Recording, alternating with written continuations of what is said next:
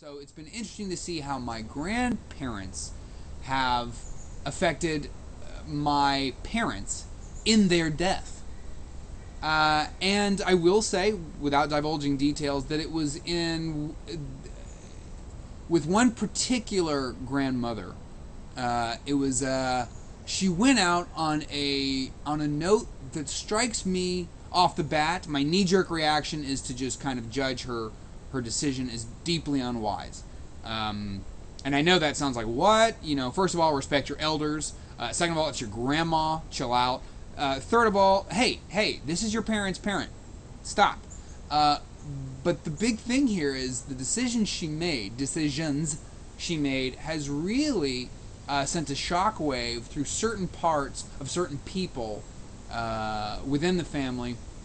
And it's really striking to see how, for instance, or at least hear, get reports on how the different siblings, my dad and his sister, have handled my grandmother's death. And it's really interesting to see how it's affected me, the cousins, the everyone else. Everything is so big, it just bounces everywhere. That's kind of the thing about it. Mortality just bounces everywhere. I mean, even once you're immortal, your mortality just bounces everywhere. And it hits everything. It colors everything. It's like the Blob on the Wii. I don't know if you've played it. I haven't yet, but I've seen the video. The idea is that you're basically this ball that is essentially a drop of paint. And everything you hit just colors up the world, and that can be good. I think ultimately that's good because it's texture and culture. You know, it's family. You know, if it weren't complex, it probably wouldn't be family. If it weren't tough to deal with, it probably wouldn't be family. But it's interesting to think that just because you die does not mean that you're off the hook in any way. I mean, your ability to make decisions in a very physical, real sense is gone and over. Congratulations, you've arrived at that point. And I'm not sure how much surveillance happens from down or from top down, if you feel me. But I do wonder how it will be. You know, in the case of my death, I wonder how it will be to see. I wonder how my kids will be. I wonder how my grandkids will be, God willing. You know, all this is, of course, God willing. You know, I hope to have.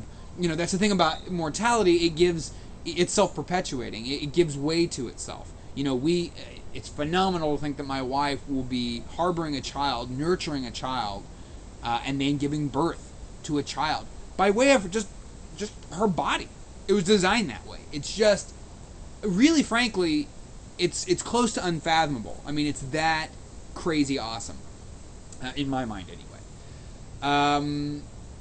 So yeah, I wonder how I will be affecting my kids. You know, and if how I affect my kids in death is the big question, it means I'm probably skipping what I've been thinking about lately, and that is the immediacy of life.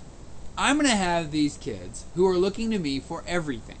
Not only does the mortality within bounce everywhere, but the little cluster drops that bounce from it, is amazing. And as kids, they're sponges. They really, they soak us up.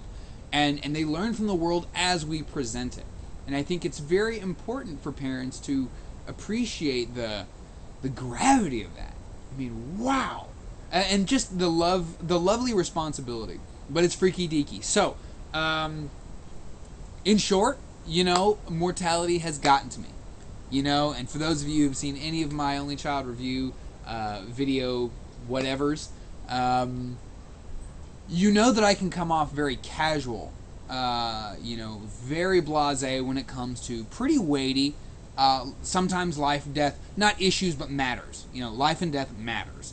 The idea of, I get very philosophical about this stuff without dipping too heavily into how it intimately affects us all. And it's recently hit me. And I'm glad. It needs to hit me. But it's thrown me into a bit of a funk where I'm a little more agitated at work because it's time not being spent the way I think time should be spent. I spend a little more time being pissed off with my wife just because, for some reason. Everything just bounces everywhere. And so it's very nice to be out and enjoy this only child moment, because, as I said earlier in these vidcasts, this is an opportunity for me to just, just be here and take it in and dig it, and enjoy what little time, not little, enjoy, not even ample. It's hard to say. I mean, when time is as perpetual as it is, when time is the line with no ends that it is, it's hard to say if you have much time or little time. There's no sense of context. It's eternal.